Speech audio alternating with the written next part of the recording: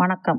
ஸ்ரீ சாய் சமூக நல அறக்கட்டளை சார்பில் மாற்றுத்திறனாளிகளுக்கு நலவுதவிகள் வழங்கும் விழா ராணிப்பேட்டை மாவட்டம் அரக்கோணம் வீட்டு வசதி வாரிய குடியிருப்பின் தலைமையிடமாக கொண்டு ஸ்ரீ சாய் சமூக நல அறக்கட்டளை செயல்பட்டு வருகிறது.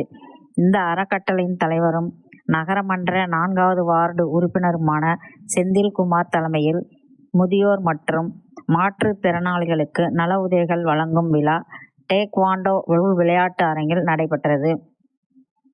ஒவ்வொரு ஆண்டும் டிசம்பர் 3 கொண்டாடப்படும் சர்வதேச மாற்றுத்திறனாளிகள் தினத்தை முன்னிட்டு மாற்றுத்திறனாளிகளின் வாழ்க்கை தரத்தை மேம்படுத்த மேற்கொள்ளப்பட்ட விழா ஏற்பாடுகளில் காப்பீடுகள் துறை KS சதிக்குமார் மற்றும் நகரமன்ற நியமன உறுப்பினர் இரா மணிகண்டன் ஆகியோரும் கலந்து கொண்டு அறக்கட்டளை தலைவருடன் இணைந்து ரூபாய் 2 லட்சம் மதிப்புடைய இலவச உபகரணங்களை 56 பேருக்கு வழங்கினார்கள். நிலவன் டிவி செய்திகளுக்காக செய்தியாளர் ரவி. செந்தில்குமார்.